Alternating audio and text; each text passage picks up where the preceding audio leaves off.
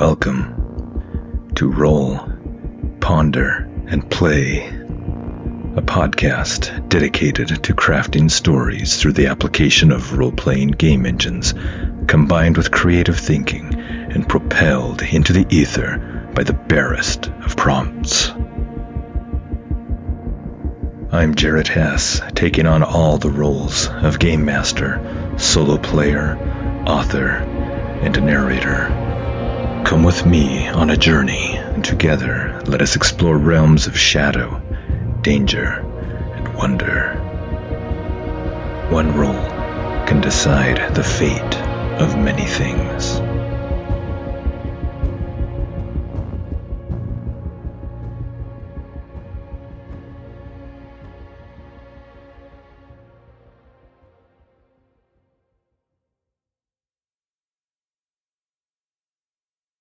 Welcome to episode 20 of the Queen of Shadows podcast on Roll, Ponder, and Play. I'm Jared Hess, your friendly neighborhood game master, solo player, author, and narrator.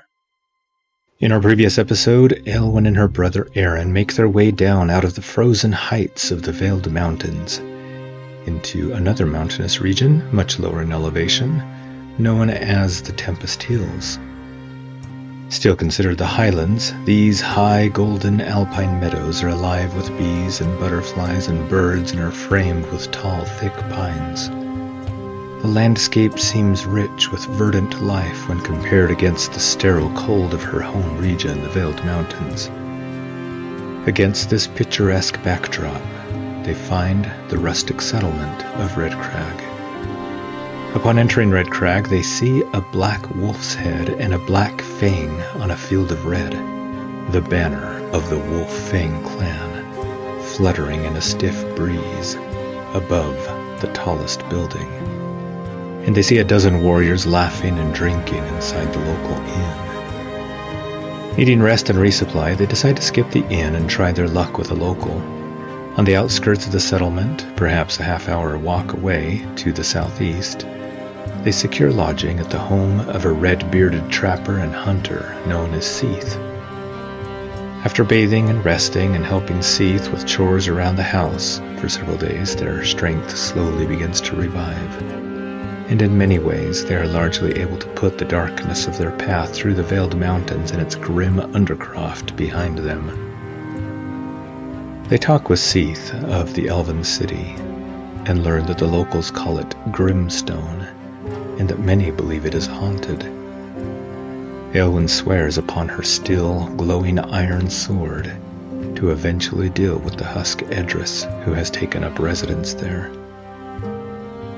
Seath reveals that he is no lover of the Wolf Fang Clan. They also learn some of the settlements and strongholds that Uzak's warband has conquered, Redcrag being one of them.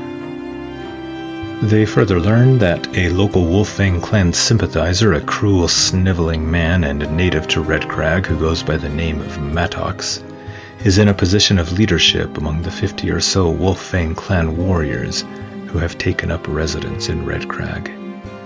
He spends his time ratting on the folk of Redcrag. Mattox has in fact turned in Seath's own daughter, Kari, to the Wolf Fang Clan, not to mention Mattox's own grandmother. Seath agrees to help Eilwen against Uzak if she can make Mattox pay for his crimes. Later that night, Eilwen and Aron talk of her plans, and she convinces Aron to help her on some of the more immediate quests, convincing him that they dovetail with her vow to become the Queen of the Ironlands. And one of these is finding more information about Uzak and his movements. As we begin this episode, Eilwen's stats are Edge 2, Heart 1, Iron 1, Shadow 3, Wits 2. Current assets, Archer, initial box, Cutthroat, initial box, Shadow Walk, initial box. Current statuses, Supply 4 out of 5, Spirit 3 out of 5, Health 4 out of 5, Momentum 5 out of 10. Current abilities, Shaken. Current unspent XP, 0. And now, on to episode 20 of Queen of Shadows.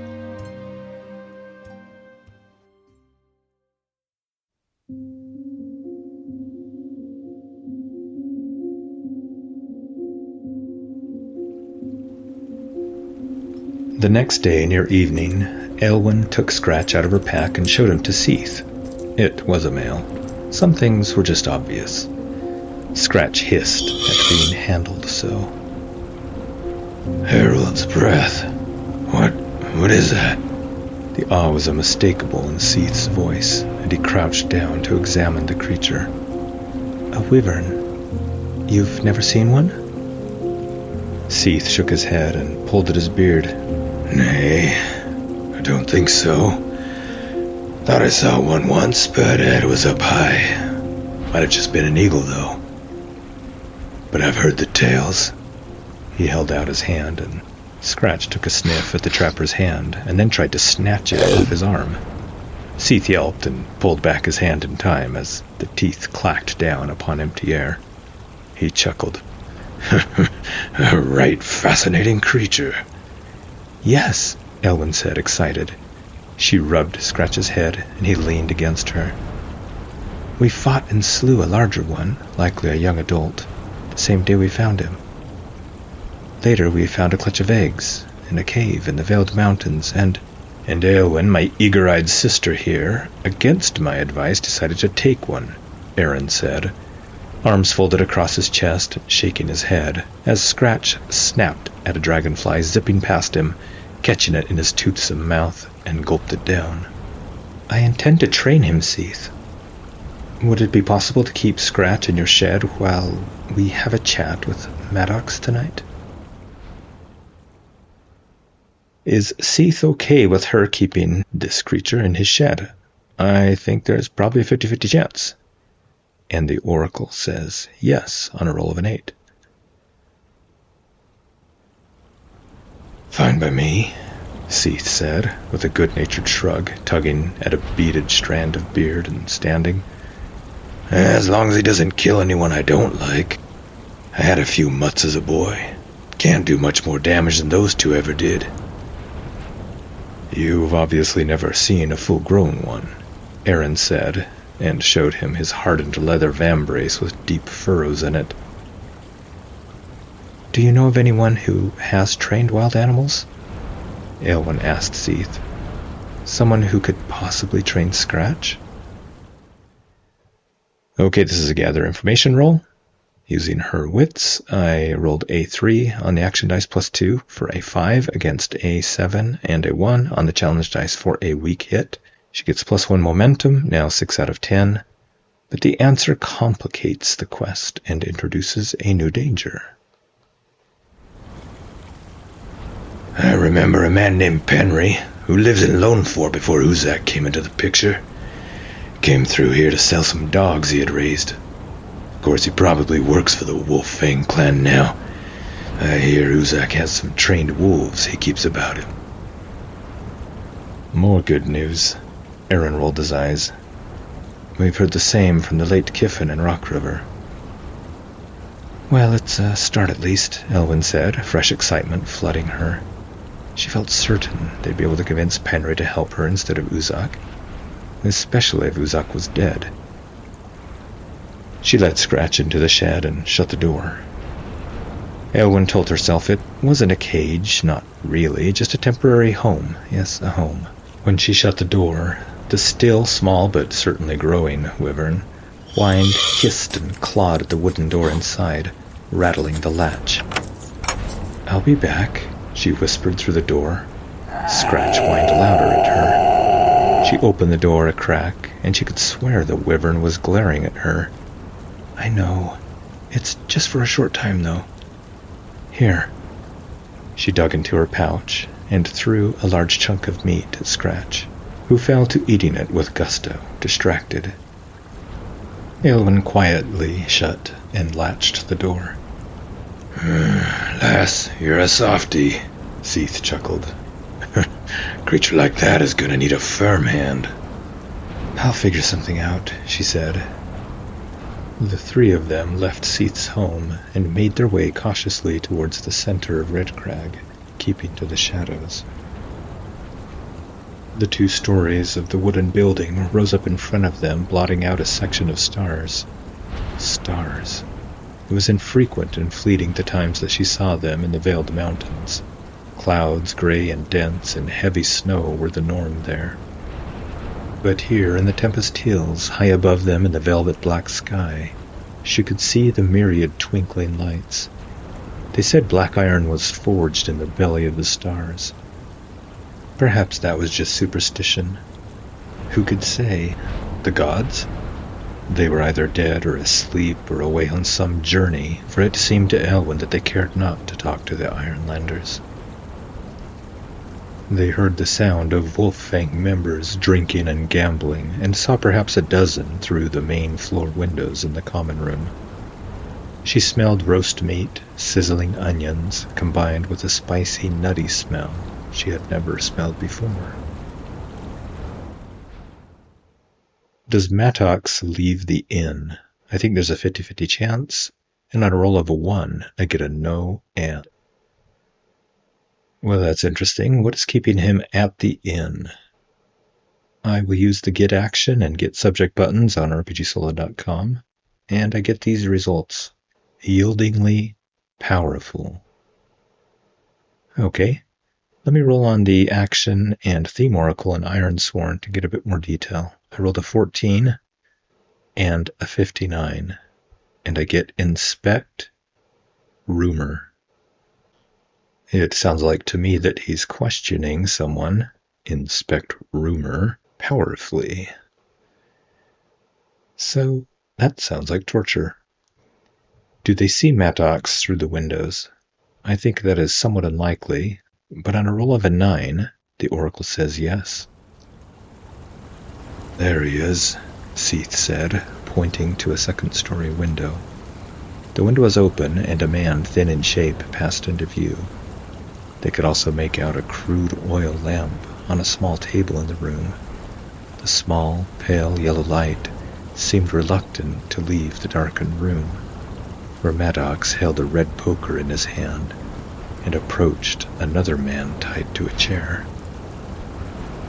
Looks like he's working late, Seath muttered darkly. In the nearby wilderness, Eilwen heard the sounds of owls, the rustling of forest creatures in the underbrush. Then suddenly a scream erupted from the room, and the forest noises stopped, as did the talking in the room. Tell me what you heard, they heard Maddox shout, and then they heard ragged screaming from the inn's second floor. Please, I don't know what you mean. I only... Liar! More screaming. That sounds like... Aron began. Torture, Seath snarled, and looked angry enough to break a mammoth's neck with his bare hands. Maddox is relentless and driven, he spat. I'll give him that. And he's just getting started. These are the warm-ups. He'll be at this all night.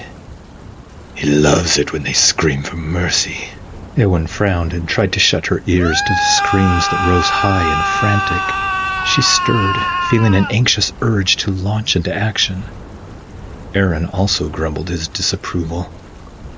Sounds like young Eilwen, Seath sighed, staring up at the window, where they could barely see the outline of a young lad tied to a chair. He's a good lad, a bit daft in the head, if you know what I mean. But a good enough lad. But after this, he shook his head, his mind will be shattered for good. If he survives the night. He clenched a long hunting knife in his hands. I wish the same, Eilwen said and caressed her sword hilt. What kind of sick Sister, Aron said, a warning sound in his voice. I know that look in your eyes. What? She spun. Will you question my every decision? If I must, he said, his jaw firm. Look, I can sneak in, she pointed to an adjoining building. Quietly, there, see? It looks like I could climb up onto the roof from that building. And once on the roof, I could swing in through the window there, see? It sounds like she's securing an advantage. Rolling plus wits. I rolled a 2. Plus 2 is a 4 against a 6 and a 1 on the challenge dice 4, a weak hit. I take +1 momentum and get 7 out of 10. I don't like it, he said. The soldiers have horses, right? She asked Seath. Yes, in the stables next to the inn. He pointed to a smaller log building off to the side. If we took those, she mused, they wouldn't be able to follow us if things take a turn for the worse. She formulated a quick plan and spoke in low tones to the others. Aron frowned, but eventually nodded, thoughtful. Seath looked excited. The two of them moved off toward the stables, while she quickly clambered up the adjoining building.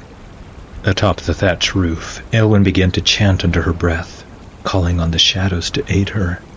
She wove the spell, traced the runes, and faint blue light followed her finger, an afterimage in the air. Okay, she's using her Shadow Walk ability, and I rolled a 1 on the action dice, +3 for her shadow, which is a 4, against a 9 and a 7 for a miss on the challenge dice. That is not good. I am now rolling on the Mystic Backlash table, and I rolled a 65.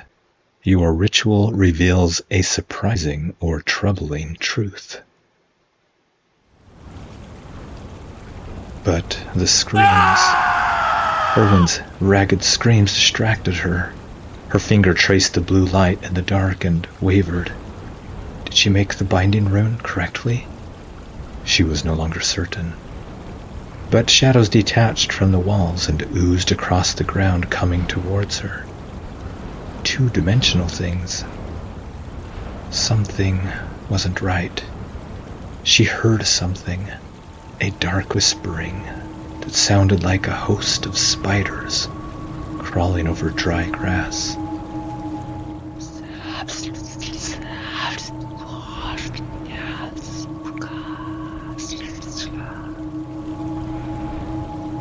That was certainly new. The skin on her arms puckered in goose flesh when they drew near. They killed us. The shadows scraped. They killed us. She backed away. She didn't know what to say. What? They killed us. A shadowy hand lifted off the ground and wavered in front of her, an inky black thing of no substance, perfectly thin as parchment, or the edge of a fine blade. It shifted, and then finally dissolved and retracted to normalcy, rebounding to its normal rectangular shape formed by the roof and the high moon above. Her heart thumped, and for several long breaths, she crouched on the roof and closed her eyes. What was that thing? Who was it? They had never spoken to her before. Had they been people? Were they spirits of the damned? Too many questions that she didn't have answers for. One thing was clear, however. The shadows wouldn't be of any help with her task this night. She now climbed atop the inn's roof, remaining low, trying to be a shadow herself. But her heart still beat frantically inside of her. Down below on the front side of the inn, she saw Aron and Seath cautiously approach the door to the stables. They looked up at her and nodded.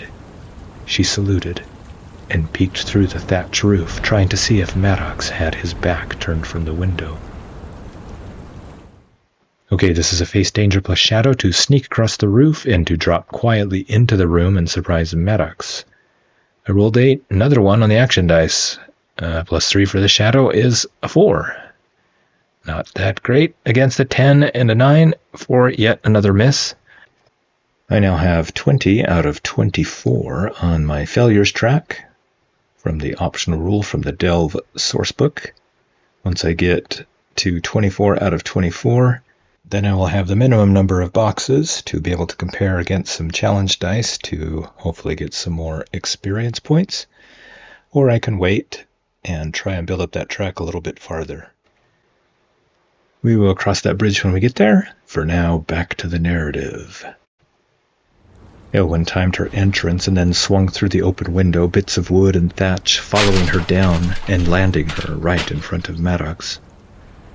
The room was small and rectangular and held a bed in one corner. A small writing table was covered with papers and maps, a chair and a chest in one corner. A fire burned in a brick fireplace. A crude oil lamp, also on the small table, flickered a pool of yellow light as her entrance stirred the flame on the wick. To her left, Eilwen sat tied to the chair. Tears of pain and confusion ran down his face, mixing with his bloodied nose. Burn marks seared his face and arms. "Who are you?" Maddox cried out, initially backpedaling at Eilwen's sudden appearance. Eilwen looked at the thin, quick man, with his sniveling face and hooked nose backing away from her. His pale skin and thin white lips made him look more like some walking corpse than a real man. His hair hung greasy about his shoulders, and the poker reflected orange in his dark, hateful eyes. Do Aron and Seath get the horses away quietly? I think that's likely. But on a 4, with the oracle roll, I get a no but. They do get them away, but with a great deal of noise, which consumes the guards' attention as they rush out to pursue Aron and Seath.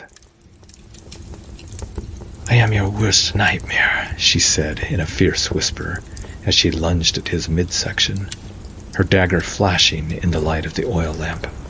"Guards, to me! To me!" Maddox shouted. But at the same time that Maddox raised the alarm, they heard a ruckus of loud shouts from down below, the sound of which drowned out the man's alarmed cries. Okay, this is Enter the Fray versus a troublesome foe. We are rolling plus wits for ambush, since Eilwen was the one who ended up essentially being surprised and not Maddox. Let's see how well she fares with that. I rolled a 1 on the action dice. Another 1. Plus 2 for her edge is a 3 against a 7 and a 9 on the challenge dice. 4. Man, another miss. And again, too high for me to burn momentum. So she starts out at a disadvantage. Failures are 21 out of 24, and she must pay the price. She tried to get inside his guard, but he brought the poker up in a wild swing, and the burning tip caught her in the ribs. She gasped in pain and jumped to the side, smoke rising from her leather jerkin where the tip had grazed her. Okay, so she suffers 1 harm. She's now at 3 out of 5 health. And I will roll the Endure Harm move. And I'm rolling with plus 3 because that is her current health. And I rolled a 4 on the action dice. Finally, not a 1. Plus 3 is a 7 against a 9 and a 1 for a weak hit. You press on. So I don't get to spend a momentum to regain a health. "Guards!" he roared and swung the poker at her head. She hissed in answer, yanking out her sword in her right, her dagger in her left, just in time to meet his attack. The sword shimmered its blue-tinged hue. Okay, this is the clash move, and I'm rolling plus iron. She only has a 1 in iron, so not that great, but because she has 2 bladed weapons, then I get to use her duelist talent, which actually adds plus 2. If you wield a bladed weapon in each hand when you strike or clash, you may add plus 2. If you do, decide before rolling, inflict plus 1 harm on a strong hit and count a weak hit as a miss. So that's a little bit dangerous because how often I tend to roll weak hits or misses. Okay, I rolled a 2 on the action dice, not the best start, plus a 1 from her iron, plus 2 from the duelist asset, against a 2 and a 3 on the challenge dice for finally a strong hit. She met his poker and knocked it aside with a ragged parry that sent sparks skittering along the edge of her iron blade. Maddox's eyes went wide at the strange light on her sword. "I'm Eilwen. You can tell Uzak he has a contender," she spat, and slammed his poker onto the table, scattering pages. "I've come to claim my throne." Okay, +1 momentum. Momentum is now 7 out of 10. Now let's figure out the damage that I give him. I give +1 harm from the strong hit on a clash, and +1 harm for her duelist asset. That's 2 harm right there. Plus the normal 2 harm from a deadly weapon on a hit. So 2, 3, 4, that's 4 harm, and it's a troublesome foe, which is 3 boxes per harm, which would easily fill in 10 boxes, even exceed it. A clean victory. From what I've read online, I don't think I can get above 10 boxes, however. There's always that remote chance of failure by rolling a 10 or 2 10s on the challenge dice to get a miss. So let's try and see what happens. I am doing the end the fight move. 10 progress boxes versus a 3 and a 10 on the challenge dice, kind of what I was talking about there. So even though I did really good and had 10 boxes, it's only a weak hit. But she does succeed in ending the conflict. His eyes were wide in fear as she spun and slammed the dagger just below his left collarbone. He shrieked, stumbled back in pain. She needed him alive. For now. The blade sunk in deeply, and he screamed, clutching at the knife jutting out from just below his shoulder. She yanked it, and warm blood covered her hand. She drove her knee into his groin, and he gasped, dropping to the floor, blood streaming around one of his hands pressed against his wound on his upper left torso. With his other hand, he tried to push himself up off the floor to regain his feet. While he gasped on the floor, his mouth open and eyes streaming, tears of pain, Eilwen slashed Erwin's bonds. He stared at her, his mouth agape, at the young lady in front of him with the shimmering blade. There would be stories about her deeds this night. She was sure of that. "Go out the window," she pointed. "Now!" Eilwen complied with alacrity. He scrambled out the way she had come in, half leaping, half falling out of the second-story window. He sprawled on the ground below them, then found his feet and ran into the shadows. Eilwen moved to the door and put her ear against it, listening. She heard footsteps on the stairs. Someone was coming. This is the complication from the weak hit. A new danger appears. She grabbed the vacated chair and tilted it under the door handle, wedging the door shut. Then she turned to loom over Maddox. He crawled to his knees, still groaning. She turned back to him, flicked the sword against his cheek, taking a slice of flesh, so he knew she meant business. Then she held her sword to his throat. "Your friends aren't coming. Now tell me, you sniveling little snail, where is Uzak planning to attack next? Tell me or die." Okay, this is a compel move since she's trying to intimidate him. She has to roll plus iron. Not her best stat. I roll a 3 on the action dice plus 1 for her iron is a 4 against a 5 and a 5 for a miss with a match. That's not good, but luckily I do have some momentum. I'm going to burn that to cancel out these 5s, changing the miss to a strong hit with a match. Momentum resets to 2 out of 10. Maddox began to blubber, pleading for his life, listing dates and plans and pointed to a map and the table with markings on it. Eilwen snatched up the map and put it inside her belt. "Thank you. You've been most helpful." Then she clubbed him over the head with the pommel, and he collapsed in a heap to the floor, unconscious. "Maddox!" A man's voice sounded through the door, and she heard a knock. "Are you well? There's been some trouble in the stables, and..." Eilwen lowered her voice and snarled at the door in a rough approximation of the sniveling man. "Handle it and leave me be. You know how I don't like to be interrupted when I'm working." Okay, this is her doing face danger plus shadow, and I rolled a 3 on the action dice plus 3 for her shadow is a 6 against a 9. and a 5 on the challenge dice for a weak hit. It sounded passably like the odious man, albeit with the voice slightly higher pitched. Right, sir. I'll just be down here if you need me. The boots receded down the hallway some, but she didn't hear them go down the stairs. She hadn't really believed that it would work. Sometimes she surprised even herself. She takes -1 momentum for the weak hit and has now 1 out of 10. She would have to act quickly. She frowned and considered. Aron told her to think like a queen, to behave like a queen.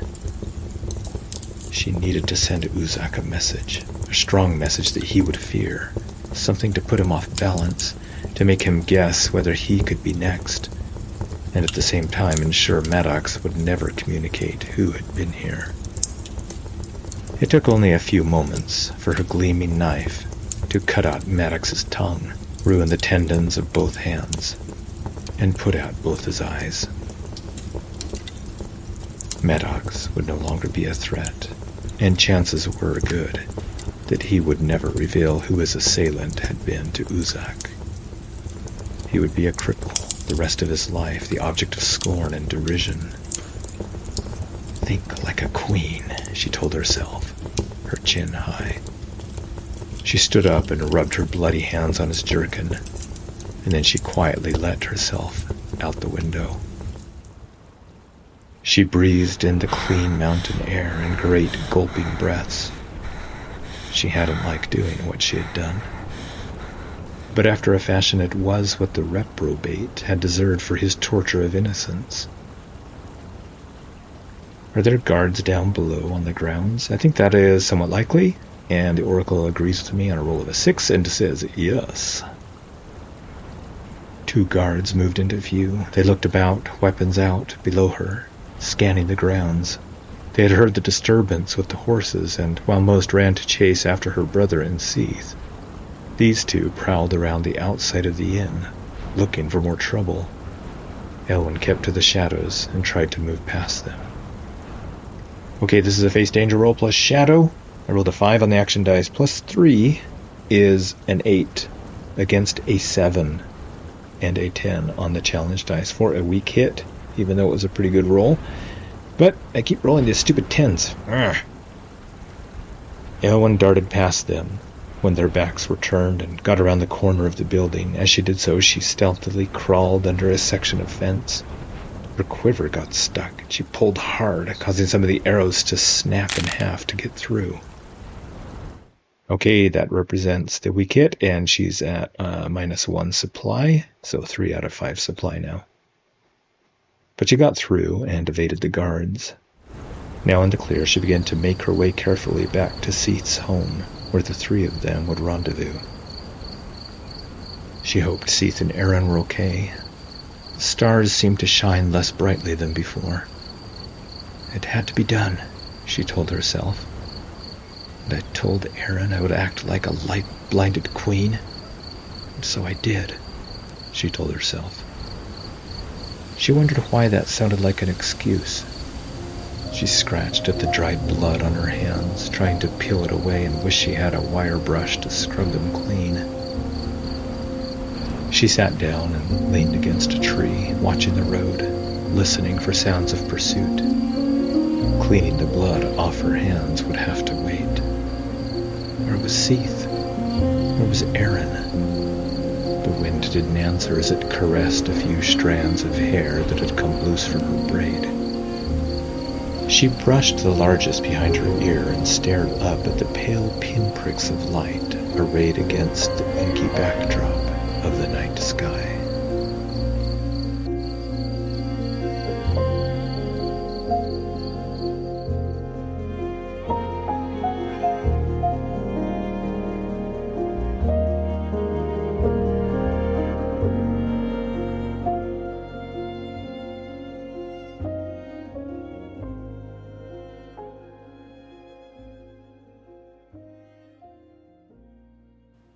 Thank you for joining us, and I sincerely hope you enjoyed what you experienced. If you would like to support Roll, Ponder, and Play, you can do so in a number of ways. You can give the show a positive review on your podcatcher of choice. You can share the show with your friends and family and on your socials. Nothing beats word of mouth as a way to bring in new listeners. You can join my Patreon at patreon.com/rollponderandplay. There you can find show notes and transcripts, as well as other projects I'm involved in.